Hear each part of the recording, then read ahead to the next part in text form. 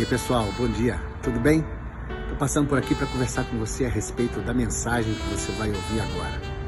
Nossos corações são moldados e lapidados para o relacionamento com Deus e com o próximo. Nós conversaremos nesse mês a respeito da importância da comunhão para o desenvolvimento da missão. Então fique atento. Nós oramos para que esta mensagem, que não pode substituir o seu contato com a igreja, nem o seu pastoreio, mas para que ela ministre o seu coração, te encoraje, te fortaleça e te ajude a caminhar na vontade do Senhor. Fique atento. Deus te abençoe.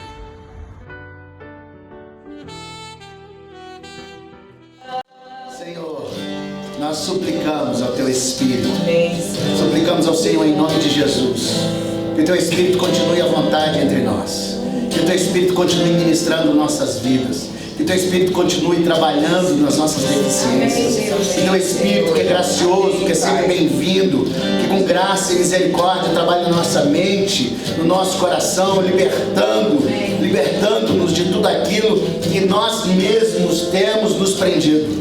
Em nome de Jesus, vem Espírito Santo, vem trazendo a vontade do Pai aqui nessa manhã. Vem Deus Espírito Santo falando aos nossos corações, curando, libertando, salvando. Em nome de Jesus, nós suplicamos ao Senhor que o Senhor faça tudo aquilo que nós não podemos fazer. Que o Senhor faça, ó Deus, a sua vontade aqui entre nós. Em nome de Jesus. Amém. Esse é um corinho da comunidade de Nilópolis, muito antigo, mas a igreja, depois que, entre aspas, enjoou da música, foi descobrindo novas músicas, mas nós não podemos enjoar da presença santa do Espírito Santo. Nós fomos agraciados com essa presença graciosa, e Ele faz o que ninguém mais pode fazer, e por isso nós precisamos, Ele que hoje habita em nós e está no meio da igreja, Ele continua disponível e acessível, e os nossos corações precisam lembrar disso. Eu queria que você abrisse comigo, por favor, a sua Bíblia, o Evangelho de João. Deixa eu só pegar aqui.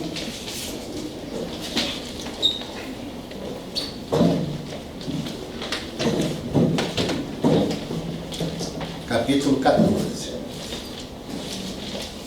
Só baixar o certo aqui para se acabar a internet.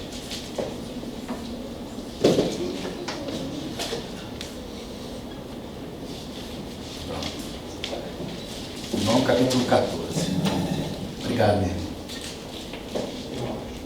irmão. Nós começamos a conversar na última semana a respeito de uma nova série, juntando para espalhar. A importância da comunhão para o desenvolvimento da missão. Nós clamamos hoje, Jesus é o centro da igreja, declaramos, cantamos, mas isso precisa ser verdade na nossa vida. Clamamos ao Espírito Santo por sua presença, porque necessitamos da presença santa do Espírito de Deus entre nós, porque não temos como viver em missão, trabalhar para a glória de Deus, sem sermos capacitados. E nós vamos entrar hoje num texto interessante. Aguenta aí, já a gente vai ler. Eu não sei se você já ouviu a frase alguma vez na vida, confia que vai dar tudo certo. Um período da igreja nós cantamos também, vai dar tudo certo, em nome de Jesus. Aí depois a igreja evangélica melhorou a música e falou, já deu tudo certo. E nós, por mais que seja uma projeção nossa, uma expectativa de que as coisas sempre deem certo, nem sempre as coisas funcionam do jeito que a gente espera. Quem nunca teve de lidar com a frustração de se deparar com a situação de não ter dado certo? Quando na minha infância eu assistia, talvez, até as crianças hoje talvez ainda tenham acesso ao desenho do Papaléguas. Era o coiote que corria atrás daquela ave que corria, e a minha frustração era, o coiote nunca consegue pegar o Papaléguas.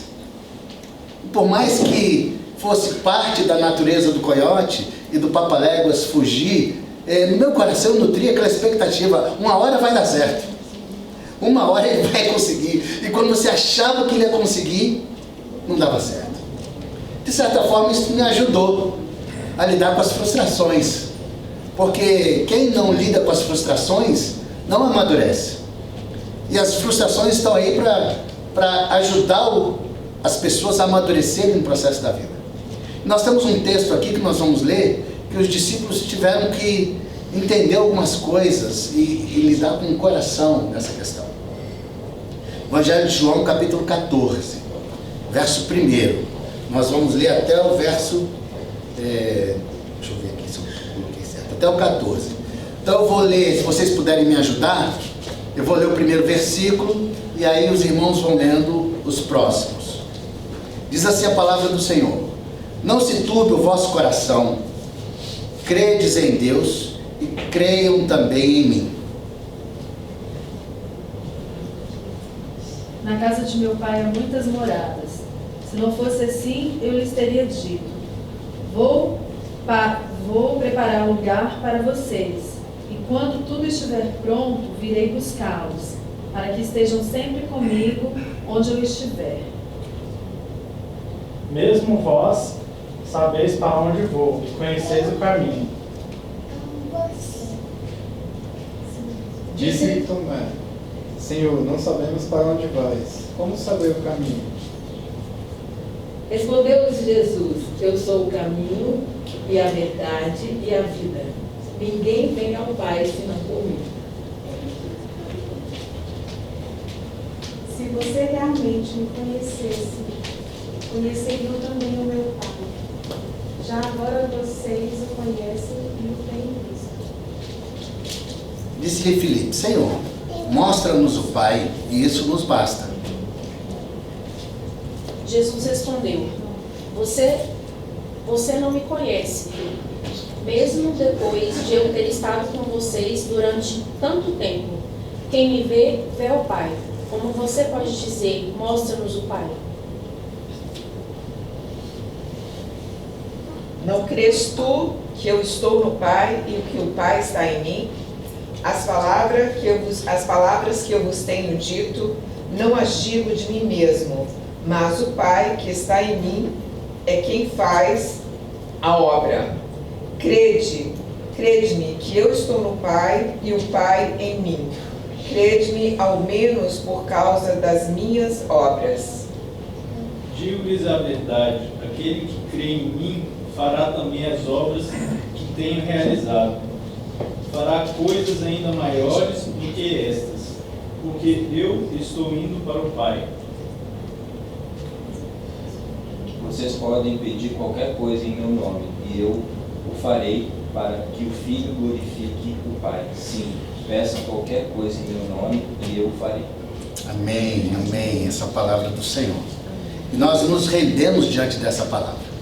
Essa palavra foi preparada e aconteceu esse momento aqui. Isso aqui não foi ninguém que inventou, que parou para escrever uma história a respeito de Jesus, um diálogo, mas esse diálogo aconteceu. E se nós observarmos aqui atentamente, o que estava acontecendo nesse momento para que Jesus dissesse aos discípulos que eles deveriam ficar tranquilos? O que estava acontecendo? No capítulo 13, se nós observarmos, Jesus estava com os discípulos em comunhão na última ceia. E ele estava falando, ensinando, advertindo. Foi lá a cerimônia do lava-pés, e eu preciso lavar, e não me lava, não, se eu não te lavar você não tem parte comigo. E Jesus foi ministrando o coração deles e ensinando naquele momento singular. E no capítulo 14, ele aparece com essa primeira frase: não se turbe o vosso coração, não fiquem preocupados. Por quê? Porque Jesus tinha acabado de dizer: eu vou para um lugar que vocês não podem ir. Eu vou para um lugar, e ele está mais... explica melhor essa história. E Jesus estava trabalhando essa temática no coração dos discípulos. Aí no 14 ele segue ministrando uma palavra também de consolo aos discípulos, com palavras de fé e confiança. E a gente vê aqui o desenrolar da história. De que forma essas palavras de Jesus poderiam ajudar os discípulos no desenvolvimento da missão? Porque era o último encontro. a última ceia, vamos dizer assim. E tudo para eles ali era no momento, era o último momento com Jesus. E Jesus disse: eu não vou mais provar, não vou mais tomar o vinho nem o pão com vocês até o dia do nosso reencontro. E aquilo que eu falei para vocês é chegada a hora. E de certa forma o coração fica um pouco agitado, fica um pouco inquieto. Você caminha com uma pessoa 3 anos e crê que ele é o Messias e que era aquele que haveria de vir, e todo o ensinamento, milagres, tantas coisas acontecendo. De repente diz: eu estou indo para um lugar que vocês não podem ir, mas até aqui eu te segui. Para onde você vai que eu não posso mais te seguir?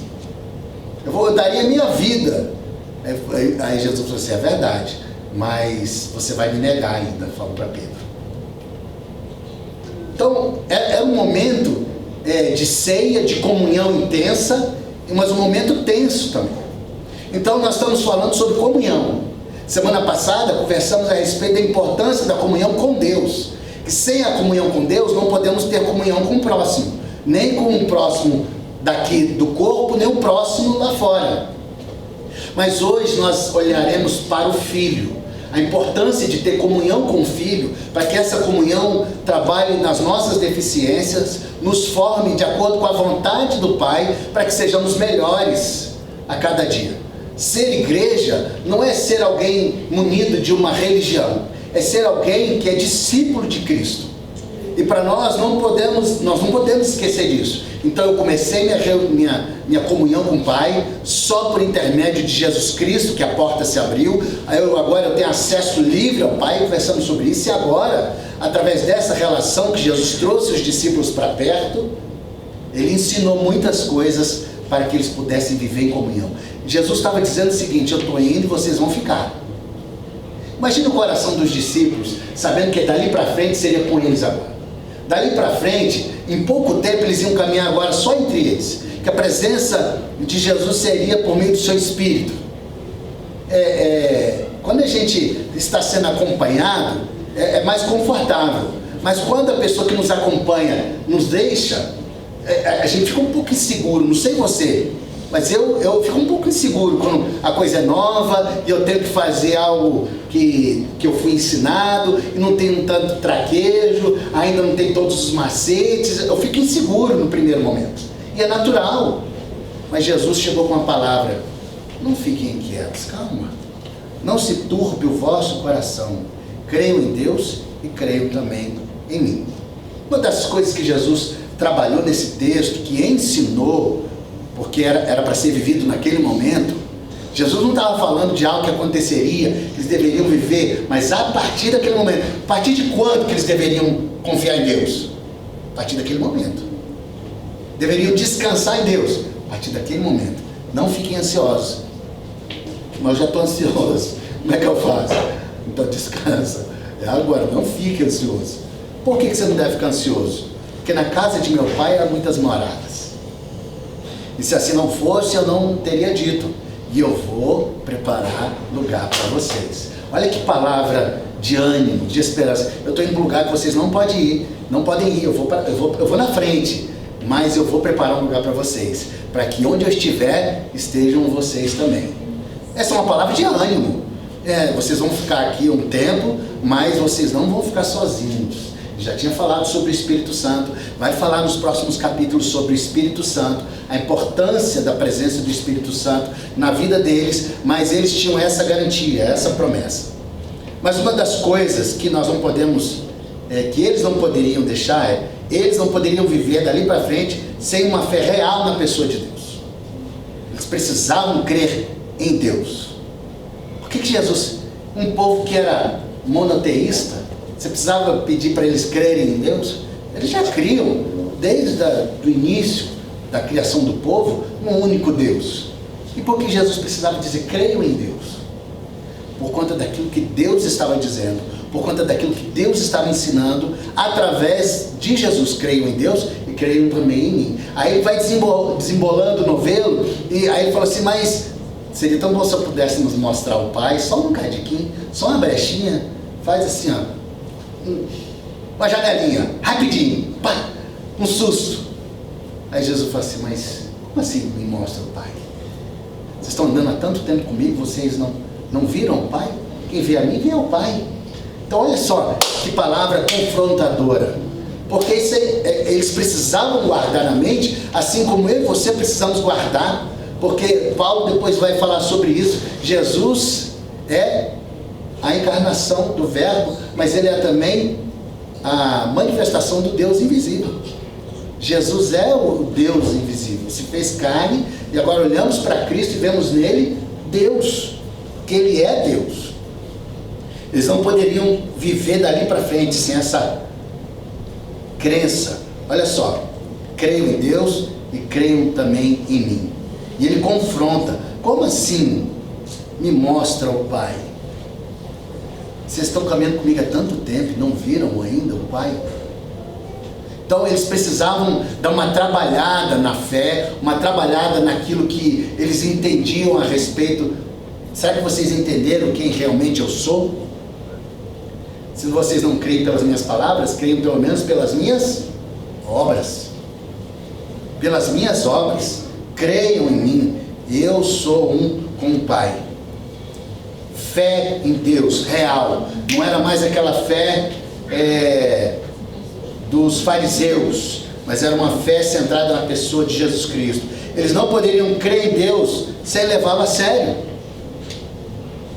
Poxa, olha para mim, olha para as minhas obras, o que o Pai fez, o que o Pai está fazendo. Não, quando ele diz, a casa de meu Pai tem muitas moradas, está falando da obra de Deus, do trabalho de Deus, daquilo que Deus começou, e eu estou indo para lá para poder preparar um lugar para vocês, mas eu vou voltar para que vocês estejam comigo.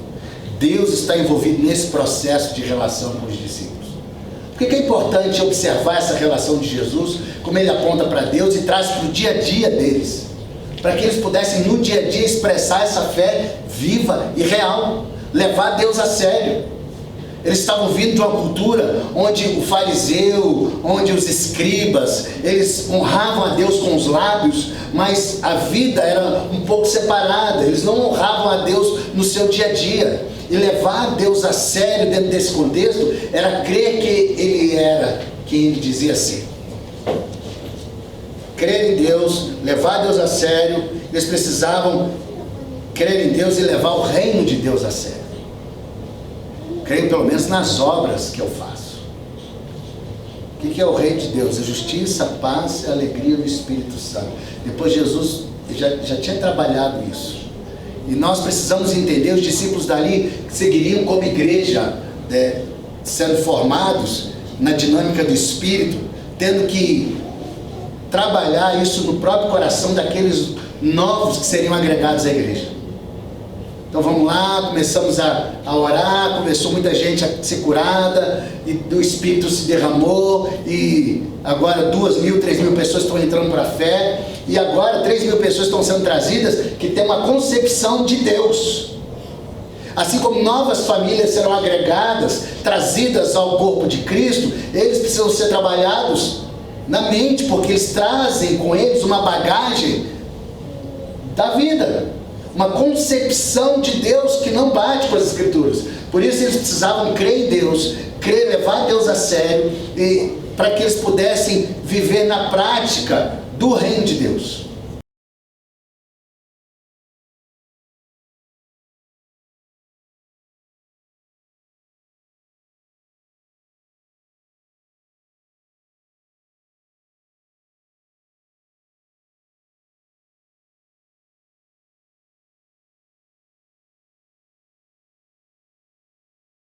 Corria por todo lado. Que fama? De que ele era uma pessoa, um milagreiro. E que quem tinha algum problema, corria até ele e resolvia o seu problema. Essa era a fama. Mas será que é isso? Quem ele é? Ele vem da parte de quem? Que Deus que ele é? Qual Deus? São tantos. Essa semana eu estava lendo um postzinho de uma pessoa falando a respeito de uma situação de rua, e ela falava assim: agradeça a Deus, agradeça aos orixás, agradeça a Buda, agradeça a qualquer entidade que você tenha por sagrado, agradece todo mundo, né? Vai que um deles, na dúvida, vai que um deles te escuta. Essa é a concepção social, secular. São vários, você escolhe um e fica de boa. A importância de saber quem Deus é e quem Jesus é para a vida daqueles que estão diante de uma sociedade corrompida, pluralista e politeísta. Então isso nos chama para uma caminhada diferenciada. Não só os discípulos, mas nos chama também ao entendimento, a mergulhar no entendimento de quem Jesus é. Ok, levar Deus a sério, levar o reino de Deus a sério, crer que Deus é e que Jesus é quem Ele afirma ser, esse era o desafio dos discípulos. E eles foram instruídos a respeito de algumas coisas que estavam para acontecer. E nós? Eles estavam vivendo aquele momento. Jesus estava dizendo, eu estou indo. Mas ele ainda não tinha ido. Ele estava se despedindo. Mas ele estava assim, a qualquer momento, a qualquer momento, a qualquer momento. Até que aconteceu. Agora nós conhecemos a história. Jesus já passou pelo que ele tinha que passar, já foi para a cruz. E agora nós aguardamos o seu retorno. Qual é a expectativa do nosso coração? Do reencontro. Agora as coisas que tinham para acontecer dentro desse contexto já aconteceram. E agora no nosso contexto aguardamos o retorno, a parousia, a segunda vinda de Cristo. Mas e aí? Como é que a gente vive? Como é que isso ajuda no nosso desafio de seguir como discípulos de Jesus a partir da comunhão? Se nós não entendemos a comunhão com Deus e a comunhão com Jesus e com o Espírito e com a igreja, como é que nós viveremos de forma diferente lá fora? Não somos melhores, somos apenas pessoas que entendem suas próprias limitações, que creem num só Deus, num só Senhor, num só batismo, numa só fé. Mas eu queria que você guardasse algumas coisas. O que a gente aprende nessa comunhão com Jesus? A comunhão com Jesus hoje ela se dá por meio da palavra, por meio do seu Espírito e através da igreja, que é corpo de Cristo. Então, se nós não levamos a sério a palavra, o Espírito Santo e o corpo de Cristo, não tem como ter relacionamento com Jesus. Não tem. Você pode orar na sua casa, buscar a Deus, isso também é relacionamento com Deus, relacionamento com Jesus no quarto, no secreto, orando, clamando, isso é muito bom. Mas se você não levar a sério no seu dia a dia o seu compromisso com a palavra, compromisso com o Espírito Santo e com a igreja, dificilmente você vai ter um relacionamento real com Jesus. Porque ele deixou claro isso, para que nós caminhássemos, e é consolo para as nossas vidas, porque a vida não está fácil, não. A vida não está fácil. Agora, não está fácil, não é só para o povo lá fora, para nós também. Eu comecei falando sobre as lutas, sobre as dificuldades, que nem sempre tudo vai dar certo, porque os discípulos não sabiam se ia dar certo. E deu tudo certo para os discípulos? Não. Eles foram perseguidos, eles apanharam, muitos morreram. Paulo passou por naufrágio, passou fome, nudez, foi socorrido, foi amparado. Deus era o socorro presente na sua angústia, mas ele enfrentou situações difíceis. Essas situações não podem fazer com que os nossos olhos sejam tirados da pessoa de Jesus. Porque se tirar os olhos de Jesus é tirar os olhos da igreja, é tirar os olhos da missão. Por isso nós precisamos olhar para Jesus e precisamos internalizar essa importância da comunhão com Jesus no nosso dia a dia. Então vamos trazer para a nossa realidade. Na comunhão com Jesus aprendemos a confiar em Deus. Na comunhão com Jesus aprendemos a confiar. Jesus foi para a cruz porque confiou em Deus. Jesus fazia, eu não falo nada sem que o Pai me fale. Eu não faço nada que o Pai não me mande fazer. Eu confio no Pai. Nós devemos fazer o mesmo. Mas nem sempre vai ser fácil confiar em Deus. Pelo contrário, na maior parte das vezes vai ser muito difícil confiar em Deus. Não por Ele, por conta do nosso próprio coração. Mas é aqui que nós somos chamados à presença dEle. Eu olho para Cristo, vejo Ele sendo perseguido, cuspido, flagelado, moído, olhando para Deus, confiando em Deus, esperando o cumprimento da promessa de Deus, trabalhando para que a vontade de Deus fosse feita, esperando. Isso é ensino. Os discípulos viram toda a via cruz de Jesus, eles viram todo o processo, alguns em loco, desde o início, Jesus sendo cuspido, o espinho cravado na cabeça, as chicotadas, o corpo dilacerado, viram acontecer. Isso, imagina depois você ver tudo isso para uma pessoa que você sabia, tinha certeza que era Deus e que não passaria por aqui. Por isso que Jesus ressurgiu e foi ao encontro deles, para que eles pudessem vê-lo ressurreto e pudessem confiar. Falei para vocês, creiam em Deus, lembra? Creiam também em mim. E nós somos desafiados a crer em Deus no nosso dia a dia. Nem sempre nós vamos entender o que está acontecendo. Nem sempre nós vamos entender todos os meandros, as teias, as linhas, os lugares onde Deus trabalha. Eu não entendo o porquê da enfermidade, eu não entendo porque eu perdi emprego, eu não entendo porque eu estou passando por essa situação, eu não entendo, mas Deus é bom. Amém. Eu posso confiar em Deus. Eu não sei porque Ele me levou a passar por esse caminho, eu não sei porque Ele me leva pelo vale, eu não sei porque o vale é tão profundo, eu não sei dizer, mas eu sei que Ele é o meu amparo no dia da minha angústia. Eu preciso confiar em Deus, e nessa relação com Jesus, eu olho para Deus e descanso nele, aprendo a confiar em Deus. Na comunhão com Jesus, aprendemos a confiar em Deus. Deus é um Deus de palavra. Ele sempre cumpre o que prometeu. Nunca faltou em sua palavra. Ele disse que ia acontecer e vai acontecer. Agora, Ele tem um propósito a ser cumprido. Ele sabe onde tudo vai levar. Ele é o melhor gestor que existe do mundo e das nossas vidas. Confia nele. Eu te desafio a confiar em Deus. A gente pode não saber explicar para as pessoas, para as crianças. Quantos relatos de pais lá na Ucrânia, do filho falando: pai, por que essas coisas estão acontecendo? Eu já orei, por que Deus não me ouviu? Por que Deus não acabou ainda com a guerra? O Senhor fala que Deus responde a oração, mas eu orei e a guerra ainda não acabou. O que a gente responde numa situação dessa? Meu filho, siga confiando em Deus. Creia em Deus, vai valer a pena. Ele sabe o que faz. Ele é bom, Ele é justo, Ele é real. Ele sabe o que faz.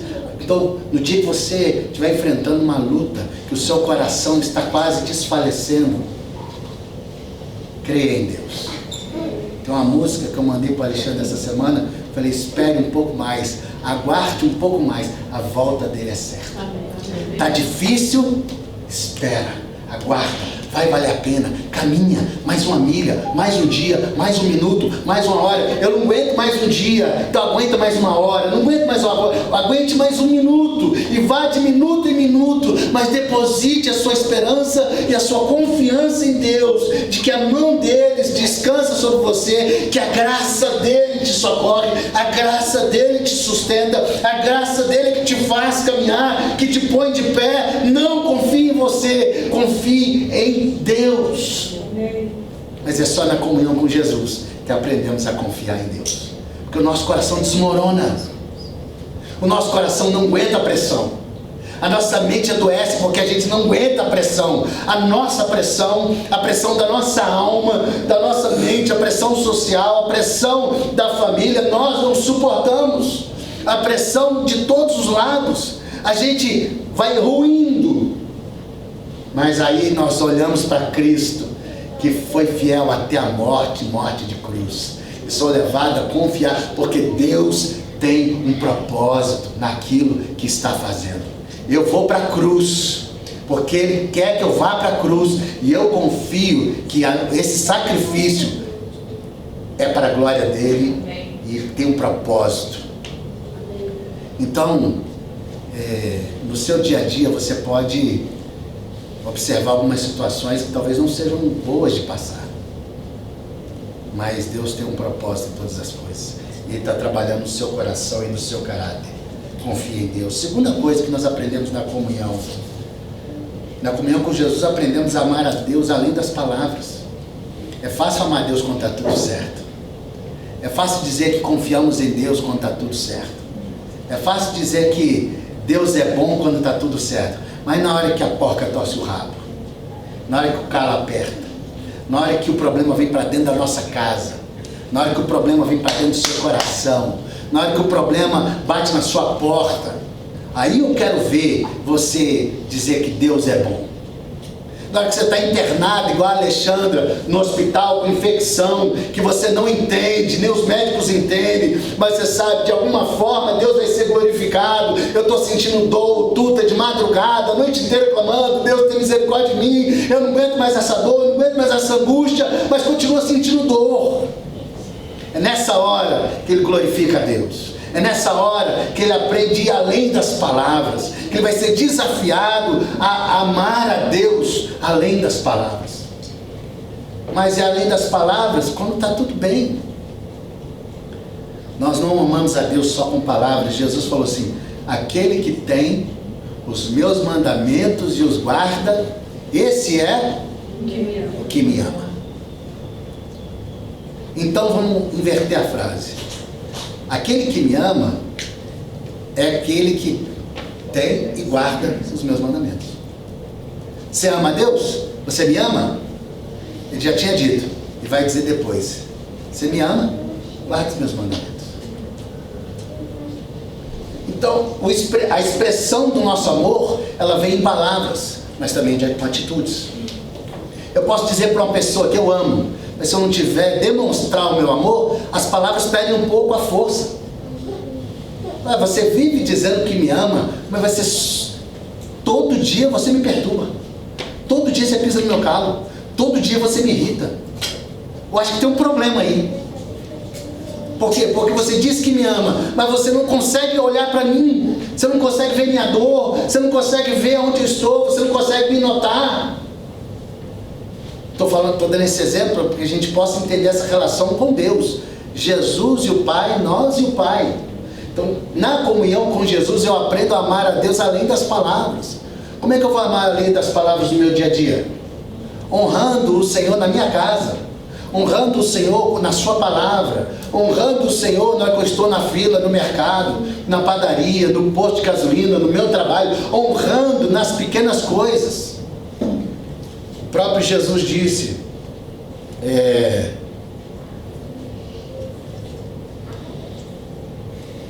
eu tinha certeza que eu tinha colocado esse versículo aqui, que nós devemos ser fiel no pouco. Aquele que é fiel no pouco é fiel no muito. Foi Jesus que falou no Evangelho de Mateus.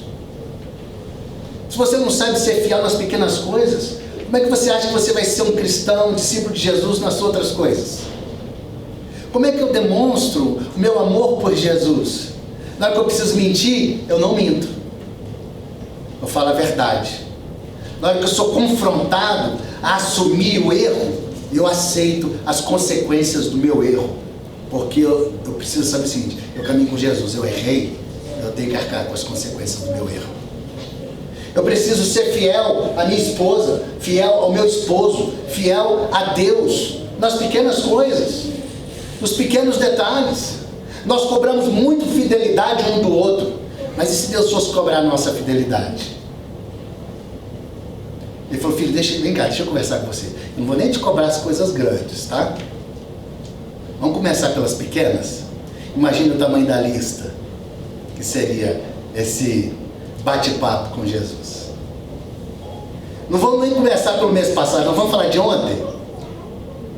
Meu filho, ontem eu acho que você passou a medida, hein?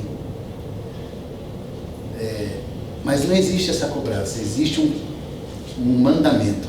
Ama a minha palavra. Caminha comigo. Anda comigo. Põe em prática aquilo que eu estou te ensinando. É aí que você vai demonstrar que você me ama. É fácil ser cristão hoje em dia. sem compromisso com Deus, sem fazer o que Ele ama, vivendo de qualquer jeito, sem se importar com o próximo, sem se importar com o que o outro está vivendo. Não precisa, o importante sou eu estou no centro do coração de Deus, então eu posso viver do jeito que eu quiser, não preciso me importar com mais nada, porque Deus vai me abençoar de qualquer forma. Mentira! Você me ama? Então guarda os meus mandamentos. Na comunhão com Jesus aprendemos, nossa prática revela o valor que damos às palavras. Aquele que guarda os meus mandamentos obedece e ama, é o que me ama. Então, será que você entende o valor das suas palavras? É só olhar para a sua prática, para aquilo que você pratica. Quem valoriza a compaixão, socorre o necessitado. Aquele que valoriza a oração, ora. Aquele que valoriza a palavra, se debruça sobre ela. Aquele que valoriza a comunhão, participa da comunhão. Aquele que valoriza a verdade, vive na verdade. Essa é a nossa prática. É nisso que o Senhor nos chama. É por isso que nós precisamos olhar para Jesus e caminhar com Jesus. Deus é um Deus de palavra, mas é um Deus que me chama a guardar a sua palavra e a obedecer a sua palavra. Terceiro, na comunhão com Jesus aprendemos a olhar para o futuro.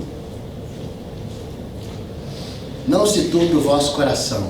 Creiam em Deus e creiam também em mim, porque na casa de meu Pai há muitas moradas, e eu estou indo preparar um lugar para vocês.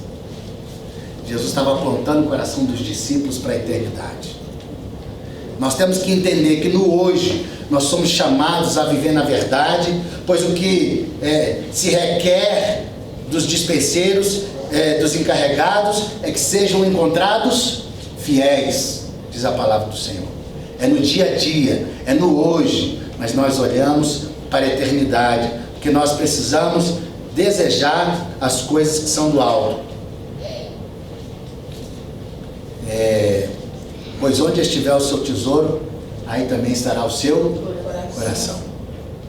Se nós não olharmos para a eternidade, desejarmos a eternidade, nós vamos desejar as coisas dessa vida. Isso tudo vai consumir o nosso coração. Eu não vou desejar mais o encontro, eu vou desejar ter, que é um dos problemas das teologias corrompidas que existem por aí. O céu está aqui na terra. Tudo que eu preciso ter de Deus está aqui na terra. E aí eu sou consumido por tudo aquilo que eu posso ter aqui na terra. E aí eu deixo de desejar Deus, desejar a presença de Deus, o encontro com Jesus e a vida na eternidade. A vida que Deus criou para nós começa no Éden, mas o homem se perdeu, e Deus restaurará a nossa vida no Éden, numa nova Jerusalém, novos céus e nova terra, onde nós reinaremos com Deus, viveremos com Ele eternamente para a glória de Deus. É lá, antigamente a gente cantava isso, lá está o meu tesouro, lá onde não há choro, lá onde juntos, cantaremos juntos hinos de louvor. É lá, não é aqui, é lá. Então Jesus disse, olha, eu estou indo preparar um lugar para vocês. A primeira pergunta que fica aqui, como é que é esse lugar? Ah, Jesus, me dá uma palhinha. Fala aí, olha, eu estou indo preparar um lugar para vocês. Aqui onde eu estiver, estejam vocês também. Isso é que é promessa. Isso é que é consolo. Vocês vão passar um momento aqui brabo, mas olha, vai chegar o dia em que nós vamos nos reencontrar. Oh, dia glorioso e vitorioso. Olha para cima. Nós precisamos, diz Paulo, ansiar e desejar as coisas do alto. Por quê? Porque a maior parte da vida nós desejamos as coisas dessa terra. A gente já cresce desejando tudo. Eu preciso ter um carro, eu preciso ter um bom emprego, eu preciso ter uma casa, eu preciso ter dinheiro, eu preciso ter posse, eu preciso ter bens. Porque esse é o mundo oferecendo suas regalias e dizendo, deseja o que você quiser que eu te dou, mas não tira os olhos de mim. Assim é o mundo. Mas Jesus está falando ao contrário. Olha para cima, olha para a eternidade. É lá no futuro, no nosso encontro, é que está o tesouro. É lá que nós vamos nos encontrar. É lá. Se o meu coração não ansiar pelas coisas eternas, desejará e viverá pelas coisas que são terrenas e passageiras. Onde tiver o seu coração, aí está o seu tesouro. Por isso que nosso coração tem que estar na eternidade. Então Jesus estava dizendo, caminha comigo e você vai amar a Deus. Caminha comigo, você vai amar o próximo, você vai amar a igreja, você vai viver do jeito certo. Caminha comigo e olha para a eternidade. Ame a Deus além das palavras. É fácil levantar a mão aqui no domingo, cantar Jesus é o centro da igreja, é o centro da minha vida. Eu quero ver se é verdade na segunda-feira, na terça, na quarta, no seu trabalho, na hora que você é empurrado, na hora que você é questionado, na hora que você é pressionado. Eu não funciono sob pressão, mas tem que funcionar. Porque é nessas horas que é requerido de você professa a sua fé.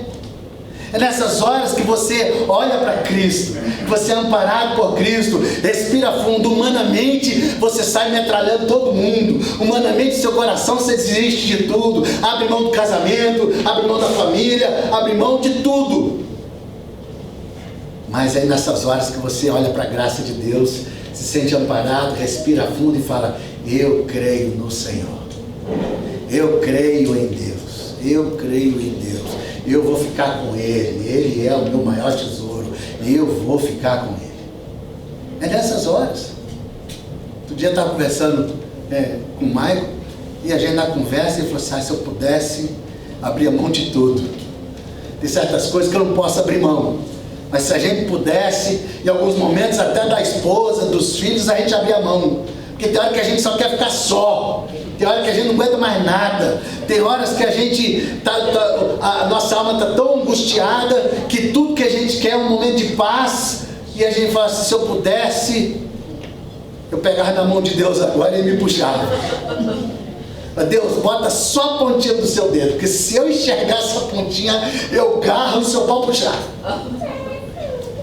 Mas é aí que está o desafio. Deus fala assim: eu não vou te dar a pontinha, eu vou te dar a minha mão inteira. Mas você vai ficar aqui, porque eu quero que você aqui olhe para mim, viva na verdade, receba o conforto, o socorro que você precisa para aguentar firme, porque o meu filho vai voltar para te levar. Amém. Então eu queria encerrar por aqui, dizendo: meus irmãos, caminhar com Jesus não é apenas um ato de fé, é também uma ação prática no seu dia a dia. É no dia a dia que somos chamados a viver nas práticas do reino, amando, perdoando, socorrendo, indo, ficando, falando, ficando quieto, fechando a boca, perdoando. É no dia a dia que seremos reconhecidos como discípulos, por meio da nossa demonstração e prática do amor. Se vocês amarem uns aos outros, eles vão ver que vocês são meus discípulos. Isso é prática do reino de Deus. Isso é prática. Outro dia meu carro ficou sem bateria. O Maicon voltou de onde ele estava para me socorrer. Ele poderia ter dito: ô pastor, sinto muito, eu já estou aqui no meio do caminho, liga para o guincho. Eu ia falar: tá bem. Mas ele: não, pastor, aguenta aí que eu estou voltando. É prática. Eu também ofereci ajuda. É prática. Eu também ofereci. É prática. Quando nós paramos o nosso, largamos a nossa agenda em prol do outro, é prática. Aí as pessoas vão saber que nós somos discípulos. Não é porque eu digo que eu sou discípulo, mas é por aquilo que eu faço. Quando o dia está puxado, está difícil, e você para orar com alguém. Está difícil para você, e você para orar por alguém.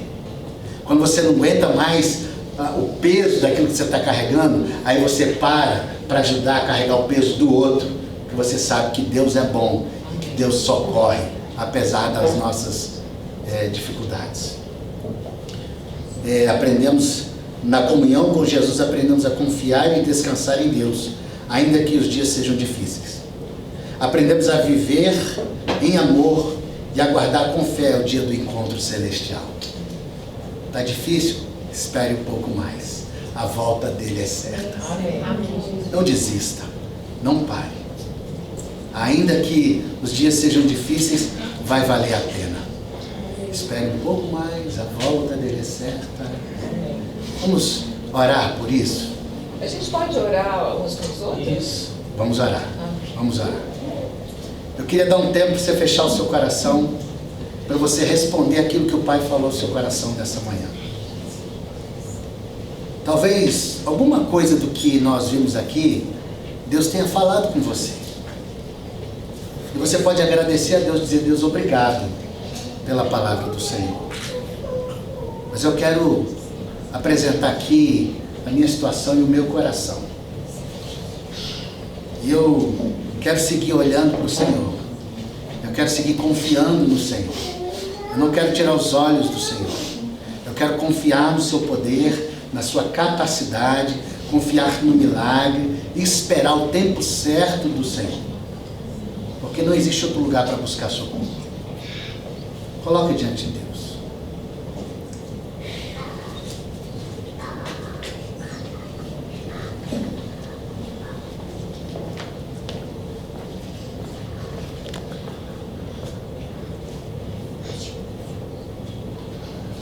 Eu acho que esse é o momento para nós não só apresentarmos os nossos corações diante de Deus. Eu vou fazer uma oração por mim e por você agora. Mas depois eu queria que você orasse por alguém. Não vai orar por você, mas você vai orar por alguém aqui. Você vai pedir por essa pessoa. Você vai sair do seu lugar depois da minha oração. Mulher com mulher, homem com homem, e vai orar por alguém. A oração mais simples que você puder.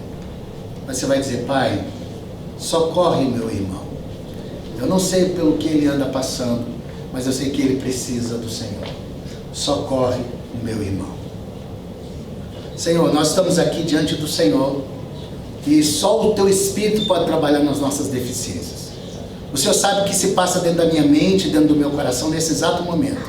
O Senhor sabe onde eu preciso de ajuste, de aperto, de paz, de cura. O Senhor sabe o que eu preciso nesse exato momento. Oro por mim e pelos meus irmãos, pedindo: Deus Espírito Santo, vem ministrar as nossas vidas, continua ministrando as nossas vidas, continua trazendo aquilo que só o Senhor pode trazer. Sopra o sopro fresco do Senhor. Sopra, Senhor, nesse lugar, dos nossos corações, sopra toda tristeza, dissipa toda nuvem, dissipa, Deus, toda escuridão, dissipa com o sopro verdadeiro do Senhor.